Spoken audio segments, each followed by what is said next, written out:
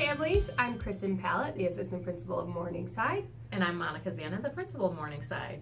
And we're here today to talk to you about the middle school open houses. Our fifth graders are headed to middle school. Although we want to keep them, they are ready to transition in the next couple of months to either Reid or Herberg middle schools.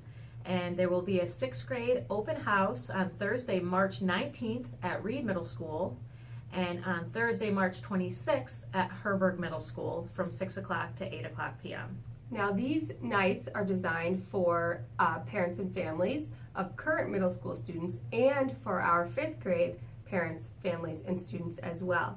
And at these nights, you get a chance to see the building, to meet the teachers and the administrators, and receive some information on curriculum, extracurricular activities, and all the wonderful opportunities that are available to students at the middle school. So we hope that you join the middle schools for this very exciting event.